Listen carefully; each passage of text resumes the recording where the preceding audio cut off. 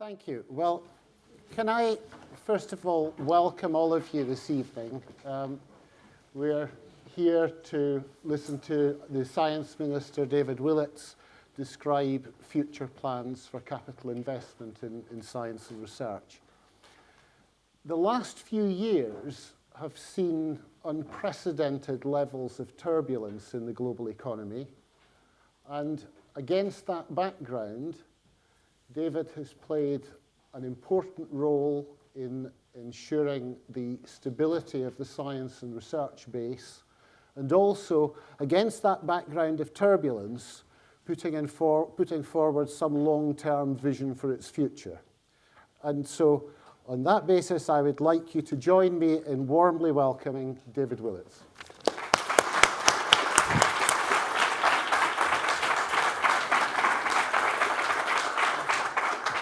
Well, thank you very much indeed, Graeme. It's a great pleasure to be here. I'd like to give a short presentation, but let me best be clear that at the end of that, I'm very happy to answer any question that people may have, and they can be questions about universities policy, they can be questions about science policy, and I always appreciate the opportunity to engage with people with a wide range of views of that, and I hope, especially in a university environment, we can have that kind of exchange of views.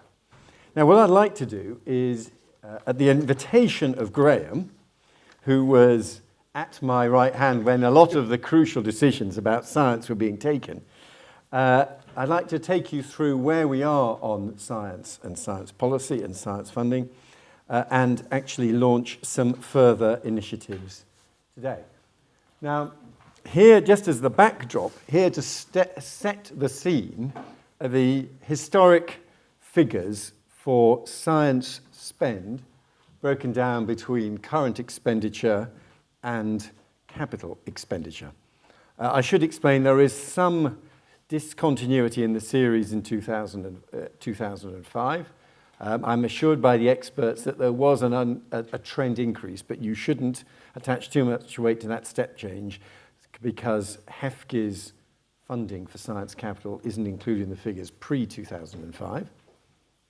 And there are a couple of other discrepancies in the figures as well, with the arrival of the UK Space Agency, and also an unusual burst of capital spending in 2009-10, when the previous government explicitly brought forward science spending from later years to that year in order to help, as they saw it, respond to the immediate economic crisis.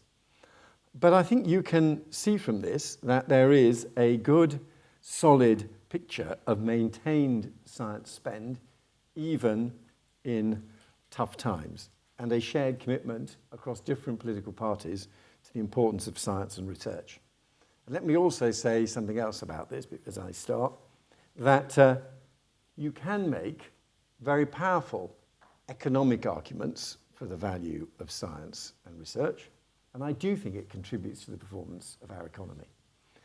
But telling an actor in King Lear that he's performing with passion and conviction in order to boost the tourist industry doesn't quite capture why he or she is doing it. And the same, I fully understand, applies in science, that it is also inherently worthwhile, and people do science because it's something that they deeply believe in, and it enables them to address big questions facing the world and understanding the world. So, although it's got economic value, and I do find that in discussions with the Treasury, the fact that it's got economic value comes in rather handy, it also has inherent value in its own right, and I understand that that is what motivates scientists. Let me now provide you with a slightly more detailed breakdown, and you'll see that what I've done is I've taken the last few columns from the previous chart and given them in a bit more detail, starting from the first 4 billion or so of baseline, so that you can see what's happening. And it brings out very clearly, first of all, that we haven't just maintained our 4.6 billion science current ring fence, but are now modestly increasing it.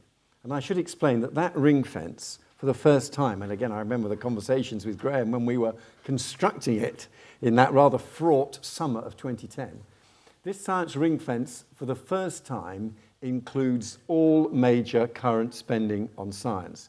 It's got Research Council spending, HEFG spending, learned societies spending, and so-called HIFE, the Higher Education Innovation Fund. So it brings together all the biz expenditure on science. And the other thing I should explain about the ring fence is we call it the science ring fence.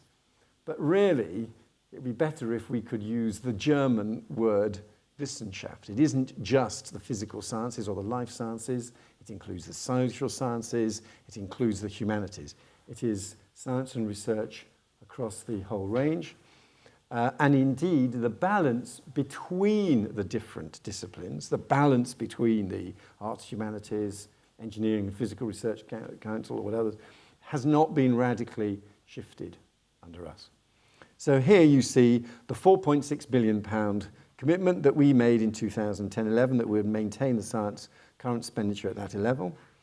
There were, as you can see in the dark blue, there was a fall in science capital. We inherited plans across government for cuts in science capital. And again, I remember the discussions in the summer of 2010. No further cuts to capital were added, but the previous government, I'm just reporting this, had a plan of bringing forward science, and not just science, bringing forward capital spending across Whitehall in 2009-10, and then planned for reductions in it.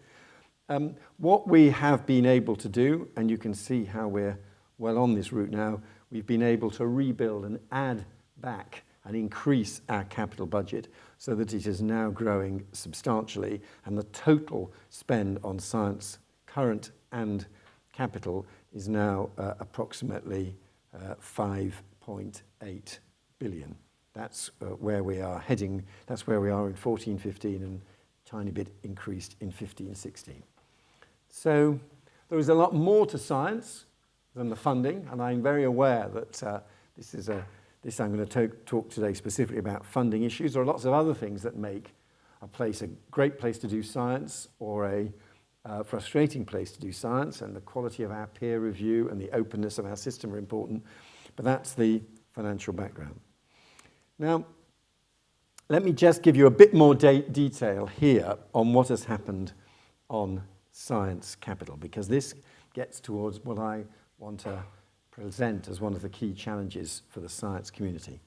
This brings out vividly that science spend on capital moved around for a decade in the 600 million to 800 million a year range. There was this unusual peak in 2009-10, where in a quite unprecedented way, it went significantly over £1 billion. Then, as I described earlier, we had this dip. We are now in 2014-15, for only the second time for which we have accurate records, we have now got science capital expenditure of over £1 billion a year. And this really is unprecedented. We now have a commitment from the Treasury to maintain science capital expenditure at £1.1 billion a year in real terms, year after year, until 2021. And the sustained £1 billion+ a year of science capital expenditure is an unprecedented opportunity for the science community. And that is an opportunity that I very much hope that the science community will seize. I'm going to talk a little bit more about it later on, but with the Chancellor in Cambridge last week, I launched this document, which is our consultation on proposals for long-term investment in science and research. Partly actually a response, I know the House of Lords Select Committee on Science and Technology said that with this kind of level of funding, we needed to have a proper plan, a proper consultation on the plan. And that's what this is all about. And during this evening, I want briefly to set out some of the challenges in that plan. But let me be clear that when it comes to this spending, we will continue to follow that fundamental principle, the Haldane principle, which sets out very clearly what ministers can and cannot do. What ministers don't do is get involved in specific decisions about the merits of individual claims, individual research proposals, the detailed decisions of research councils on their priorities, the allocation of research grants by research councils, the REF exercise by the Higher Education Funding Council assessing the research performance of individual departments and universities. Those are quite rightly beyond our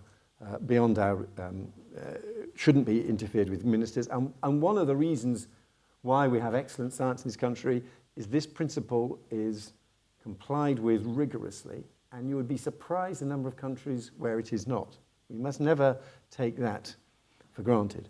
But we do, of course, and this is the other side of the equation, and sometimes I think that people imagine that everything in the whole totality of science expenditure should be on automatic pilot and nobody should ever decide anything. We also have always been clear, as previous governments have been, that there are a legitimate role in big decisions on science capital. We didn't just kind of automatically enter the Large Hadron Collider project. Margaret Thatcher was sent a submission saying, do you think the British government should join the Large Hadron Collider or not?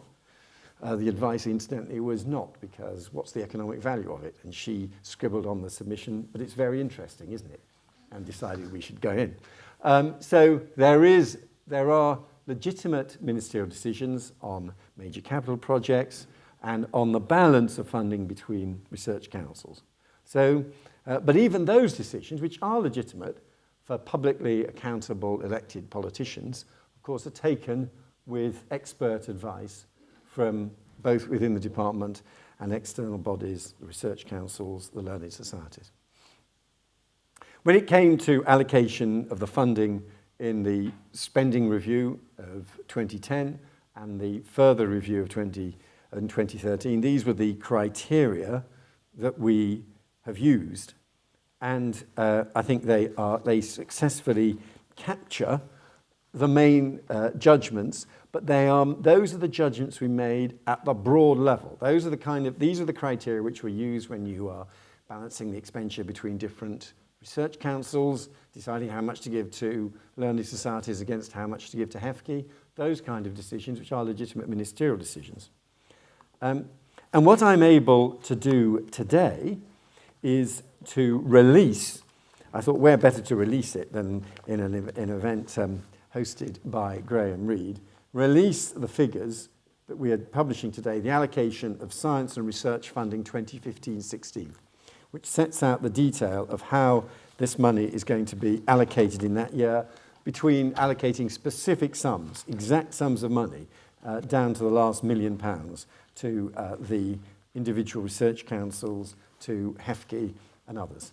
And as I say, I think people will be, I hope they will welcome the fact that the total amount of money that we are talking about here is for 2015-16. Let me give you the exact figures. It is 1,148,000 of capital. It is, 1,148,000. It would have been a disaster. Cut by 1,000-fold. 1.148 billion of capital. 4.709 billion of science current. So we're now significantly above the 4.6 of the basic ring fence. And if you add in some additional funding from other sources, that adds up to a total of science and research funding of 5.857 billion, which is the highest level it has been in recorded science spend history, apart from the unusual year of 2009-10. And the allocation of that funding today is what we are announcing today.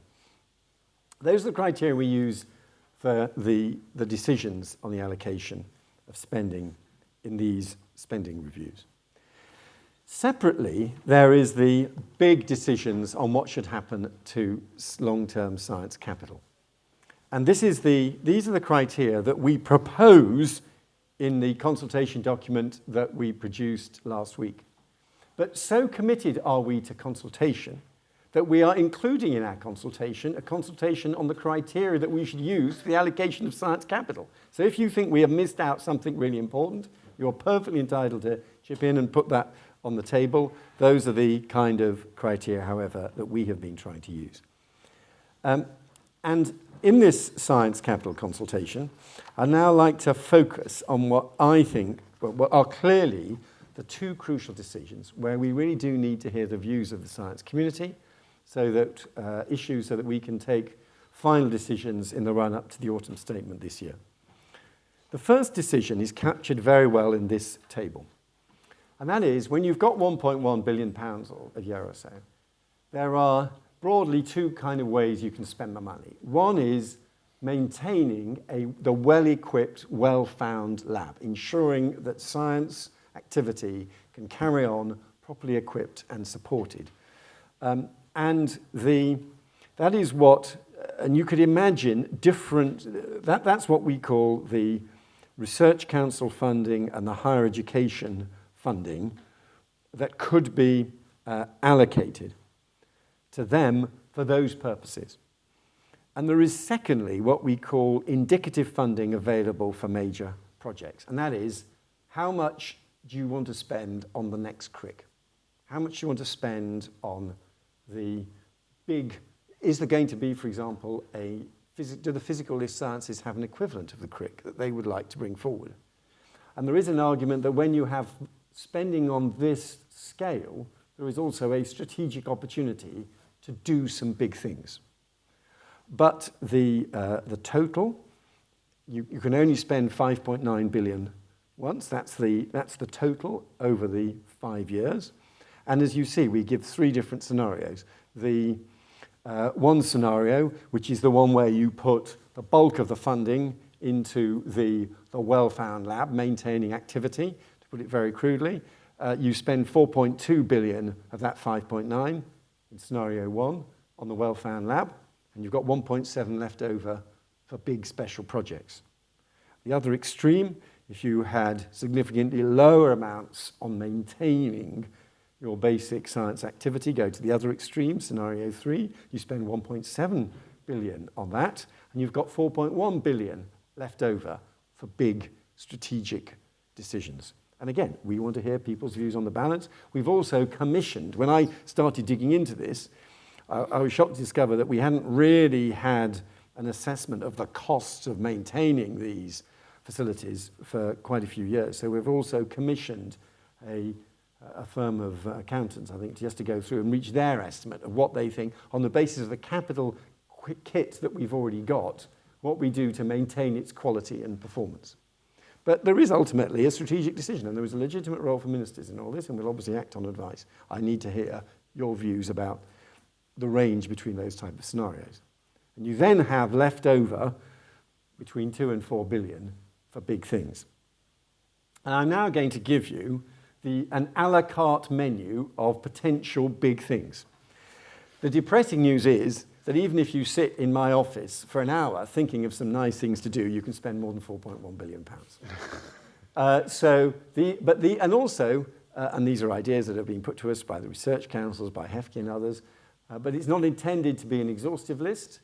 But there is only, even though it's more than we've ever had before, there is only a certain amount of money to go along, so it adds up to more than 4.1 billion. But it helps. We thought the only way you could really get the debate going was giving some examples of the kind of things that you might do. First of all, we have committed some of this already on a small number of crucial decisions which we thought were time sensitive. These are ones that I think the science community has by and large welcomed. The Swedes were very keen for us to join the European Spallation Source, for example, and coming in early. This is the time when they want commitments of funding. The Square Kilometre Array, similarly, is an incredibly exciting project where I think it's going to be one of the big global science projects in the next 50 years, with 3,000 radio astronomy dishes in the deserts of South Africa and Australia. But then the big challenge will be handling the data collected by in those two locations, a flow of data which will exceed the current flow of all data across the web. So you could argue the data handling challenge is the really interesting challenge, and by putting in an investment which is aimed at roughly matching the South African investment and Australian investment, I hope this is a project which we'll be able to lead from Jodrell Bank and Manchester and get a lot of the data handling and data analytical work from it. So those are the type of things. And there are other big international projects still coming up. There's beginning to be a discussion about another stage for the Large Hadron Collider. Should we commit to the International Space Station in the future? Those type of questions. And these are all set out in our cabinet consultation. They're accessible online as well. But everybody says, and I've been persuaded these arguments, big data is fundamental. When I listed the 8 great technologies, we've got big data up at the front. And there are lots of proposals for big data. The medics have a particular capability to come up with unbelievably expensive proposals for spending money on big data. So if you want to bridge the genotype to phenotype gap, you need over $1 billion, apparently. But these are the kind of ways that you could have a big data investment. And for example, some people might say big data is going to be so fundamental to science in the future that your spare capacity should be put into major investment in IT and large-scale data sets. We then come to some the themes that you'll be familiar with. We're trying to organize it thematically. One was looking out, understanding the universe. These are various, particularly space-based projects that are candidates that have again been brought to us by the scientific community, the space scientists in the past months. Then there's what we call understanding our planet, understanding the Earth and how it functions, environmental challenges there. There's understanding how materials behave, and this is an argument for new types of capabilities in imaging, and the thought that after diamond, what they want at Harwell is sapphire, their free electron laser, to help them analyze materials. How much should we put into this? You could spend £800 million on this quite easily. And then other big grand challenges relevant to particular global challenges that we face. And let me make it clear. Any specific questions you have on these proposals, I'll refer to Graeme to answer, just for old time's sake, because he was involved in compiling these lists originally. Then you can look at it through a different way. We have got some major campuses for which the research councils are responsible. These are not the only campuses in the country. They're the ones which have particular research council responsibility and where we are making significant commitments. Places like Harwell, Daresbury, in Bristol and elsewhere. So should we be investing in some new cluster facilities? And then finally, what I call public engagement. And I'm a bit worried, for example, about the physical standard of some of our science and discovery centres. And you discover they're all put up in a burst of excitement. They've had the current spending to keep ticking over.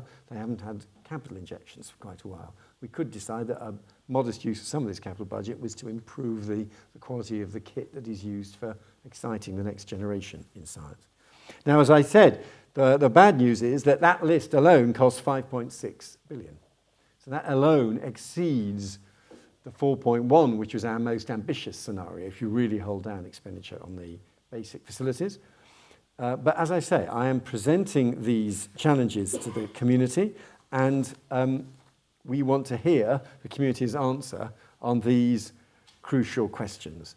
And the first one is the 2 key questions. I won't go through all the sub-questions. The 2 key questions, which I really think are worth people in this room and across the science community focusing on, are first of all that one of the balance between specific ambitious new projects and maintaining the need for UCL and other institutions to just be properly equipped.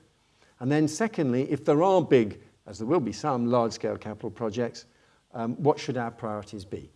Are the big global projects you want us to join? What other priorities do you have? So I hope that what I've done is given you a sense of what we need to hear from the science community about.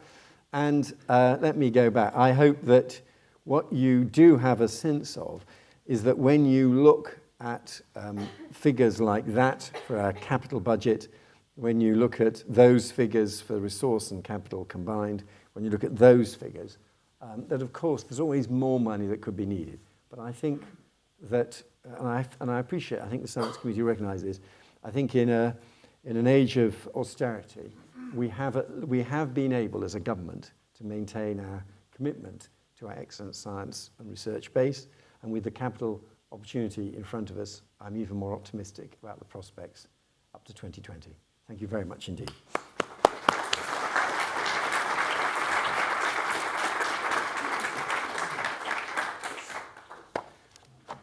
David, thank you. We now have some time available for questions.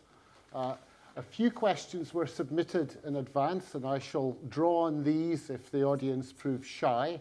But I think it's only fair that you should get first shot at it. And so I'm already seeing one from my left-hand side. Yes, please, sir. All right. So, If you wait for the microphone and then give us your name and affiliation, that would be very helpful. Thank you. all right. Well, thanks for coming in, Dave, today. It's good to see you. And so my name is Kanishk. I've spent a fair number of years in academia and work in consulting at the moment. My question is, there's clearly a fair bit of money available from industry. And I'm aware of at least a good few companies who'd probably be very happy to invest very generously in academic involvement. My question is, what's the government doing in trying to, should we say, bridge the gap between industry and academia? Yeah, that's a very, very great. I think that sadly that isn't separately aggregated. I mean, there are lots of ways in which universities, research community, and business can make links. I think one of our most successful initiatives here is our Research Partnership Investment Fund, which began with £100 million that, of public money that we offered to universities to bid for new research capital, but saying to them we wanted them to find twice as much from business partners. And that went incredibly well. And I remember by the summer, we launched it in the, was it the budget of 2012? Yeah. We launched in the budget of 2012, and by the summer it was clear that HEFCE were getting excellent bids that went way beyond that. So I went to the Chancellor and said to him, these are some of the bids that at the moment won't pass. They're incredibly good, but we've only got £100 million of public money. These are kind of bids that we may have to reject. That would be a disaster, wouldn't it? And he completely understood that. So he immediately put the budget up to 300 million, and that has leveraged better than 600 million. It's actually led to a total of 1 billion of shared new capital investment with public money leveraging in private money. And built into the baseline here is the assumption that that program carries on at a rate of about 100 million a year. So that is one device, and absolutely, and I don't know off the top of my head, has UCL got one of those projects yet? No, it's got two of them. Ah! So, and there may be, you know, these, and there have been, I don't know who your partners are at UCL. Who are the UCL partners? They're in the life sciences. Right. And you have got, and of course they can be commercial partners, they can also be charities. So I think Cancer Research UK has got, I've got something at Manchester. Rolls-Royce are doing something with the University of Birmingham. So that's the, and it's proved very effective. 4 rows to the back. Thank you. Hayat Sulam, Royal Academy of Engineering. Thank you very much for your interesting presentation, Minister. One of the key developments that has influenced the context for science and engineering and innovation investment in recent years has been the evolution of industrial strategy. So I was interested, and by that I do mean the great 8 or 9 technologies alongside the sort of sector strategy approach. I was interested to hear how you see the interaction between industrial strategy and the capital strategy. Yeah. Now that's a very fair question, and we have tried to give some sense of that in our criteria, and the impact criterion. If you look at that, the third one talks about that. So the 8 great technologies were, big data and some of the things that are possible with big data, life sciences, advanced materials, energy storage. So that is a criterion, but we don't, what I'm very wary of is actually I don't want to, the 8 great technologies are probably more for the TSB than the Research Council. The Research Council are absolutely welcome to embrace these, and scientists may come up with these proposals, but they mustn't feel, I don't want to sort of the game that people think there's a form they have to send in showing how does your Research Council application comply with the government's 8 great technologies priority, and someone has to think why the research they want to do out of sheer curiosity isn't it going to help with advanced materials. I don't want to put you through that game, but if there are things that where it links into the 8 great technologies, that would be great. Yes, just next to the microphone there. Okay. Hello, I'm Rebecca Wood, Chief Executive of Alzheimer's Research UK. And I was really interested to hear what you were saying about charities being involved, because we certainly are very interested in being involved, and certainly in this consultation process. So one of the speakers previously was talking about the link between academia and business, and I think that's a really important area where charities can help. So we have funding available at the moment for a Drug Discovery Institute. UCL is one of the bidders for that.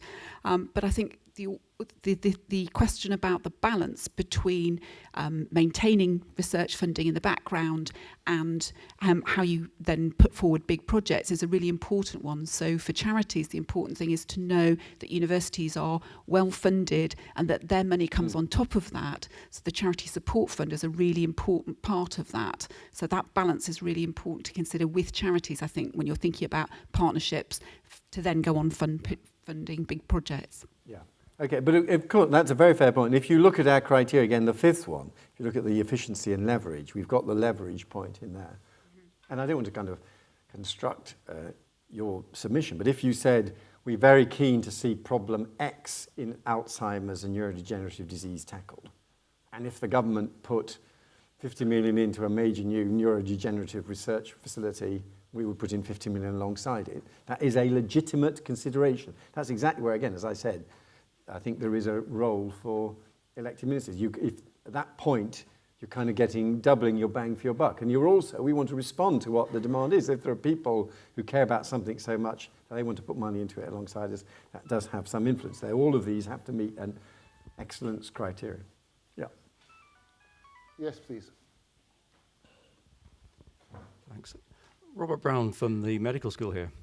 I was interested in the way two of your slides might hang together, particularly the idea of the Haldane principle and your balance of how the funding spread.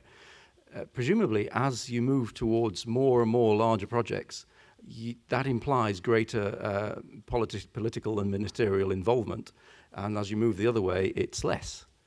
Traditionally, I guess our success has been based more on the less.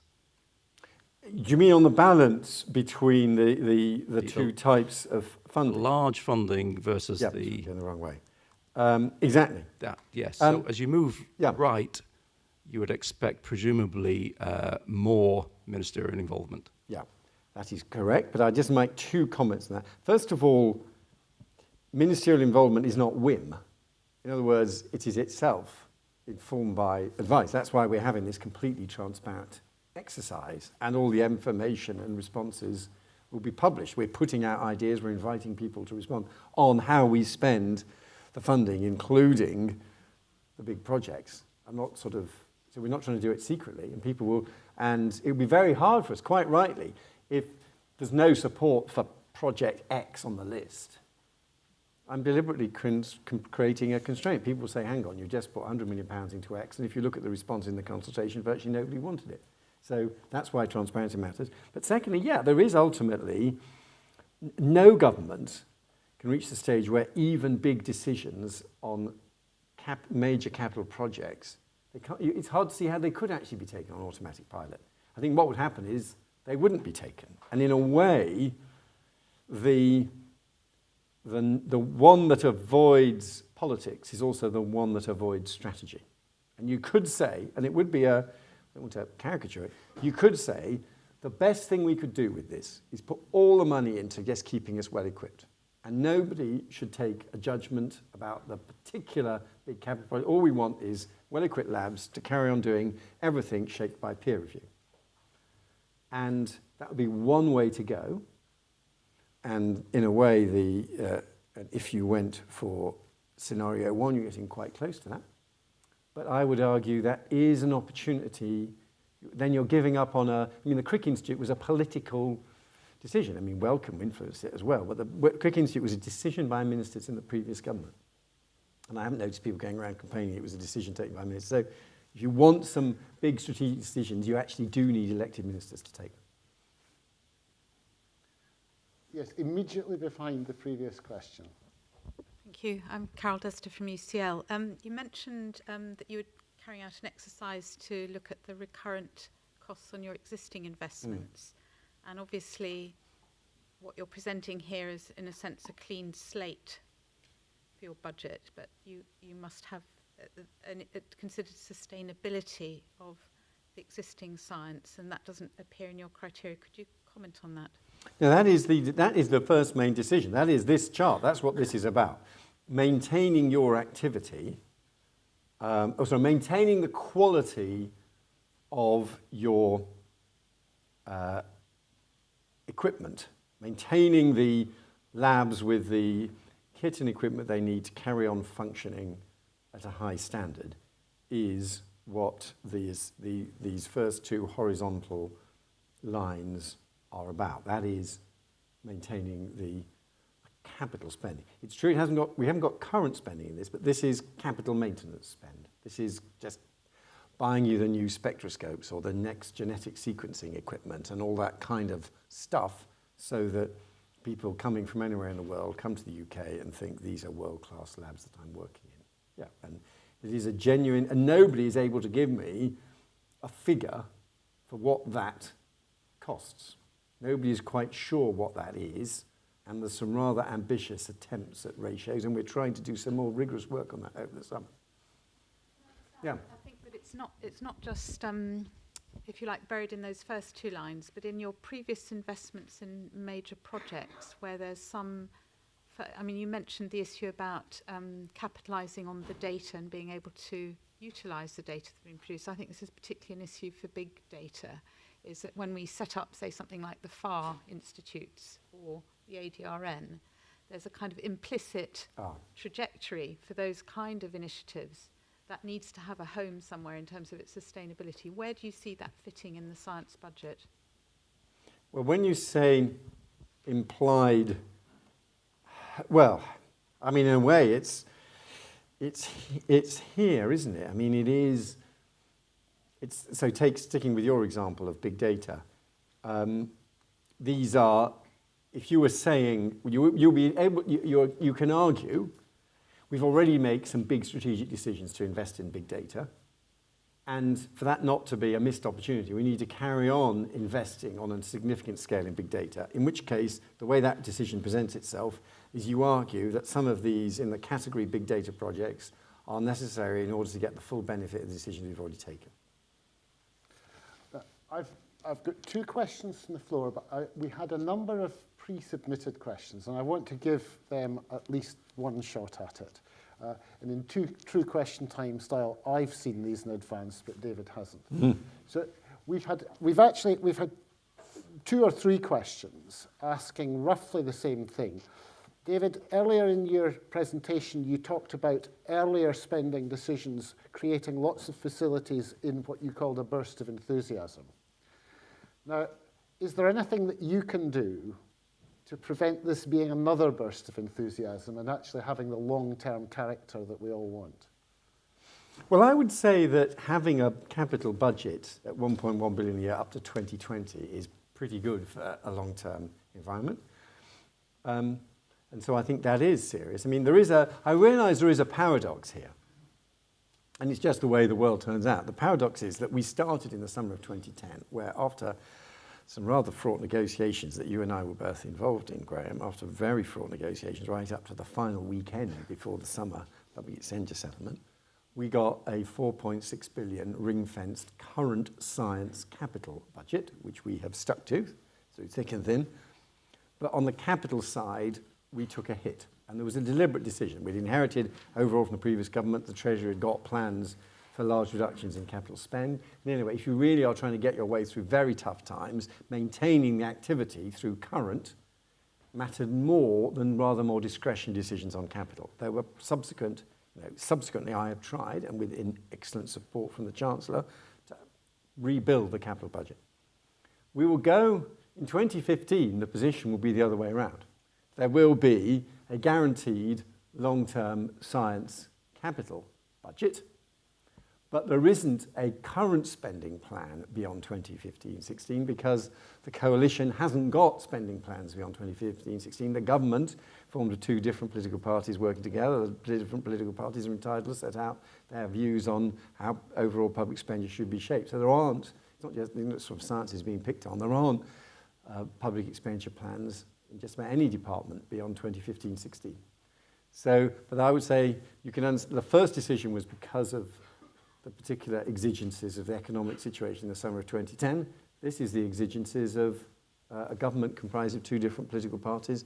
It hasn't got a government policy for lots of things in the next term when there are two parties involved. At the very back row. John Butterworth, UCL Physics and Astronomy. There's a couple of criteria that don't appear in your consultation guidelines, which I, on the one hand, was slightly surprised not to see there. On the other hand, maybe I know why, but I'd like you to comment on them anyway, which is the risks involved in these projects. So some of the projects you list are not technologically ready. Some of them rely on international partners with unpredictable timescales. Is there a strategic, I mean, some of that can be left to the review of projects rather than strategy, but is there a strategic view on, should we be taking risks? Should we just be doing the boring, safe projects and not taking risks? Or should we be gambling with this enormous amount of money on cutting-edge stuff that might not work? Is there a strategic element to that overall? I think that's an interesting point, and it is. I don't think it is an angle we really cover in this list so far. Yeah, maybe it's. I'll take that as an early response to the consultation on the criteria to be used in taking the decision. There is and the fact is these do vary, and some of them are rather imponderable. And one of the questions we do indeed ask is, what are the capabilities of this capital investment actually to happen? Do you have a specific follow-on? Just a related. Could you just wait for the microphone, please? Right. No, just if you're just loud for the microphone, then we have you on tape as well. Thank you. I was just wondering if there's a case for industry taking over some of those risks, because I was thinking it's not just the research capital industry puts in. Very often what it needs, at least what our consulting firm needs, is finding the right skills in academia, and we could always have a partnership where you spend part of your time working on your fancy research that gets you excited. Maybe spend part of your time on doing things that has direct business value. Just a quick. Yeah, I mean, of course, I want to be business partner. I personally think one of the problems we've had in Britain under successive governments is that public funding has stopped too soon, expecting the commercial sector to take on risks that are too great for the commercial sector to be comfortable with. And when I look at what the NIH and the NSF does in the US, they actually take projects closer to market than we have historically done in the UK. The problem in the UK is we've stopped when there's still quite a large amount of risks, being surprised that businesses haven't then stepped in to take on these substantial risks that remain, and then beat up on ourselves that somehow culturally we're risk averse, unlike the Americans. If you go and look at America close up, the government takes projects much closer to market before it hands over to business. And we've got to be realistic about this and not expect businesses to take on higher levels of risk than they're really willing to do. Okay. Yes, Dan.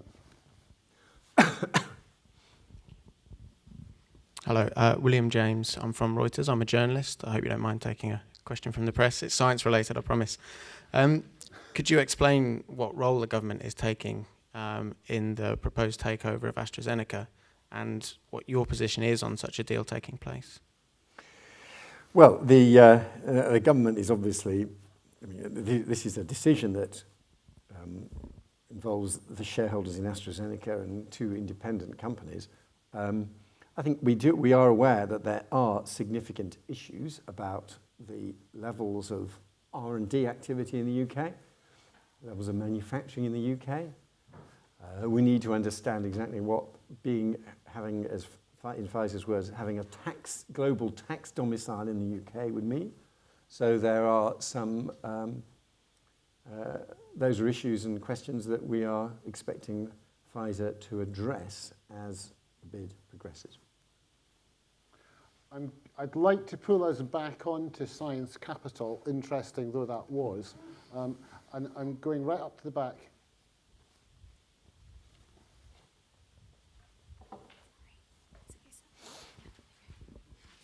Thank you. My name's William Duncan from the Royal Society in Edinburgh. I'd like to ask a bit about the implications of a capital budget like this for the resource requirement.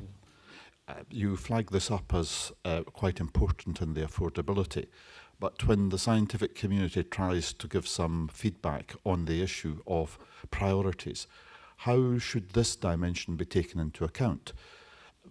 Welcome as this large capital budget is, there will be significant ongoing commitments to maintain the investment, and the balance therefore that needs to be struck between what can be done in the short term under a capital budget and what is required to sustain this excellent level of investment does seem to me a very important issue, given the way that public finance is accounted for.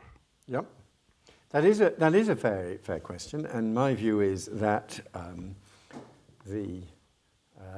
my successor, whoever he or she is after the next election, will, I'm sure, be able to say to the Chancellor, whoever he or she is, we've got all this capital spending plan, but we really need the current expenditure to get the most effect from it. So I think we are leaving in the hand, we are leaving a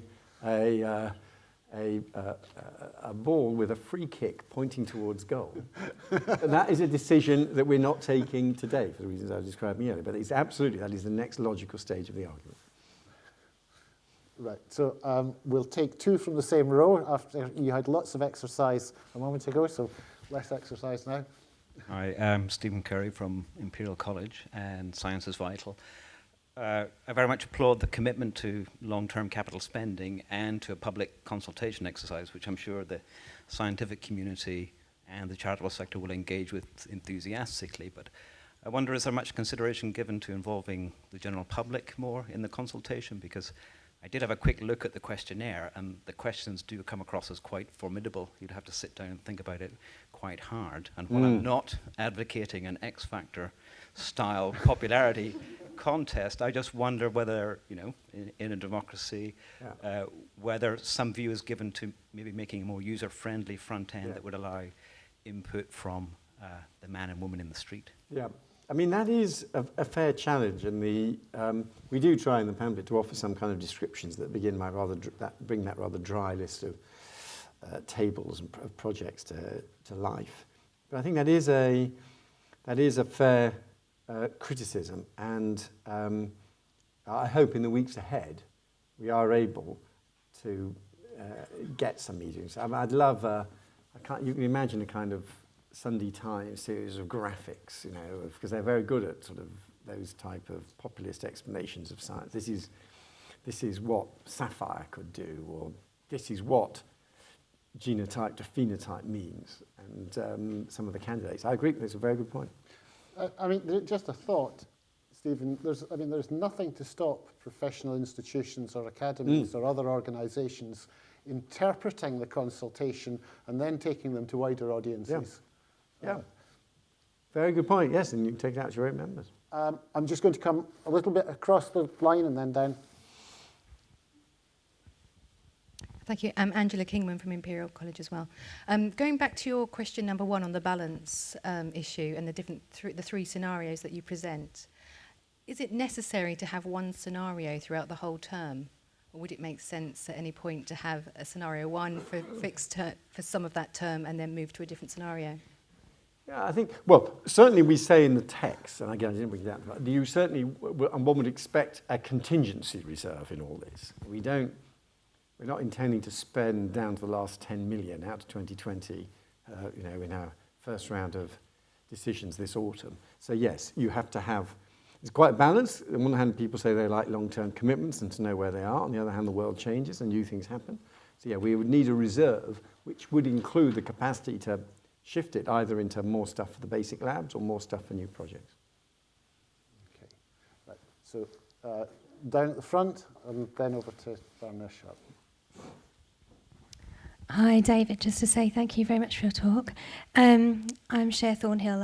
At the moment I'm working for communications at UCL. I previously worked at Imperial, and that's where my question comes from. I'm very personally concerned, I'm sure everybody is, about the rising intense problem of antibiotics and how we don't have antibiotics. They keep failing to tackle so many things. And also the funding for this, because the pharmaceutical companies, the drugs are used for such a short period of time, it's an immense problem, and it hasn't been mentioned this evening, which I find surprising. Also, I haven't noticed any big institutes for antibiotics locally. I was working at Imperial with Professor Graeme, who's gone now to Harvard and has set up an institution you're obviously aware of. Are there efforts ongoing to improve the situation in the UK? Because we do have great minds here at the moment, and it would be a wonderful thing to see coming forwards. Yeah. No, you're right, and there isn't something specifically on that. The only I would say is that actually, especially with the great efforts of Sally Davis, the Chief Medical Officer in the Department of Health, there is a very clear recognition of this challenge of antibiotic resistance, and if and it'd be absolutely up for the life sciences community, medical community, to come up with proposals if they thought you needed extra capital investment to tackle it. I mean, it may be the case that they think that after the surge of investment that's happened in facilities like the LMB that is just being rebuilt, the CRIC which is just being built, it may be that that isn't so much a capital challenge. But if there is a capital issue that arises there, yeah, people can propose it. But certainly it is a personal priority of the Prime Minister, and there's a lot going on, and there will be even more going on in the future. Now, I'm going to move to the last couple of questions, and the next one comes from right in the centre of the auditorium. Thank you. Hi, Margaret Sharp. I'm from the House of Lords. David, one of the issues that we were concerned with in the report that we produced on infrastructure was the fact that many of the decisions, the big capital decisions that have to be taken, will have impact in 15, 20 years' time. I mean, you take something like the polar ship and this sort of thing. I applaud enormously the fact that you're now making the capital commitments through to 2020. But and that you're going out, you're involving the public consultation. Has there been any move towards cross-party discussion here? Because one of the problems that we recognised within the Select Committee is that the British political system doesn't actually lend itself to these long-term decisions because of the sort of, one party coming in and the other party moving out and this sort of thing. And I wondered whether there had been any, amongst the consultation, had any thought about trying to get cross-party agreement on these things? Yeah, I personally think that in the area of science policy, people are. I think that is as a particularly has been an issue for science policy in the past. And let me give you two examples from this week, which is this lunchtime. I was at the Royal Academy of Engineering with Herman Hauser for a discussion on where next with catapults. And catapults was a proposal that Herman Hauser put in a report that Peter Mandelson commissioned from him.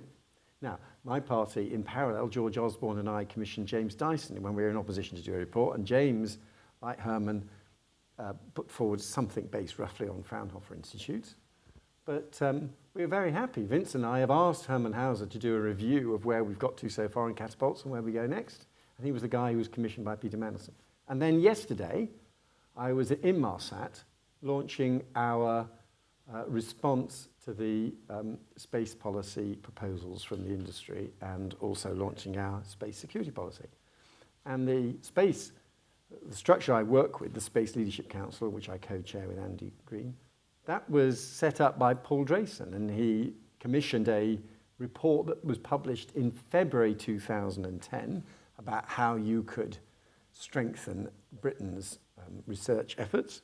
It included, in space efforts, it included a proposal to double spend on space, which I think may be an indication he didn't think they were going to win the election, so maybe there was some politics in it. But those are two examples just in the last 48 hours where been working within a shared framework. Now, I don't go directly and say to Labour, will you endorse this or not? But my view is that you're all entitled to ask them, and I hope they'll think this is well rooted, and if it's well argued, they will support it.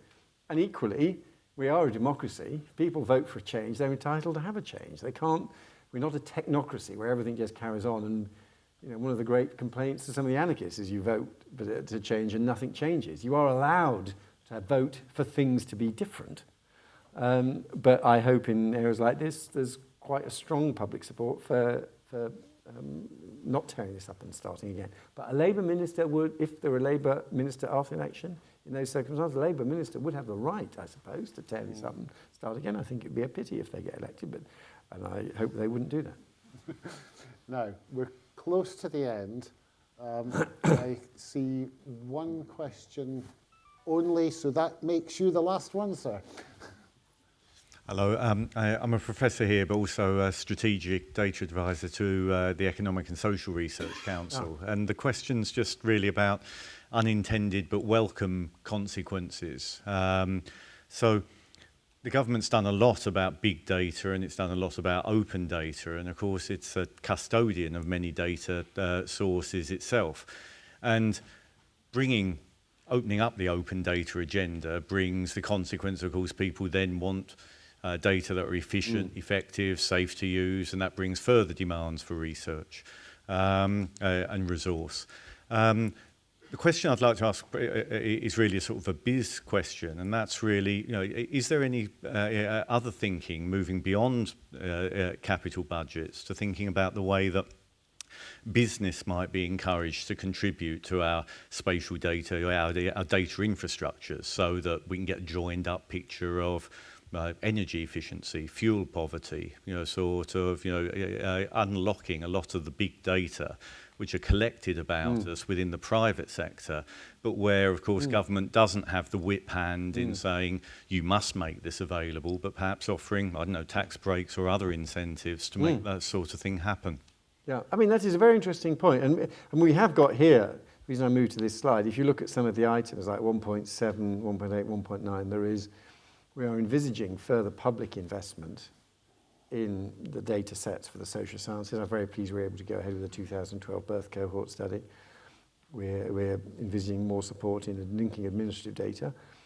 Of course, your argument, there is a counter-argument, which look is what's happening on the genetic sequencing policy at the moment. Then people say, hang on, what's the private sector doing getting involved? What rights have they got to access our records? And some of the costs of things like the Administrative Data Service are actually security, so that people will feel that if their tax records are being looked at, they're in a secure place where they're anonymized and not just generally available. But yours is an interesting thought, and it's perhaps in the Infrastructure Leadership Council, we may be able to follow up on it. It's a good point. Let me just end then, and Graeme said that was the last one. Let me end by saying two more things. First of all, I forgot to announce earlier, but while I'm here, let me just say that we've just had an announcement today from the EPSRC of a total of £13 million for research leadership in 3 of the 8 great technologies. Someone was asking about the 8 great technologies earlier, and I should have cited this: advanced materials, robotics and autonomous systems, and synthetic biology. Those are new engineering fellowships that have been awarded and will fund work over a 5-year period, and we are listing the fellowships that have been awarded. And the other thing I did want to say, and I said at the beginning, but I repeat it, you are so lucky to have Graeme, and I'm pleased that he's moved over to have this new life, but he did do an excellent job, and a lot of this work, Graeme was a voice of rationality and wisdom, and thinking of all the different issues that came across my desk in those 4 years that Graeme was with me. I'm very grateful to Graeme for the expert advice he gave as a public servant who cared about science and making sure that we flighty, unreliable politicians following every fad and fashion were suitably brought to earth with robust civil service advice in its finest traditions. Thank you very much. Well, I think that's worth applause anyway.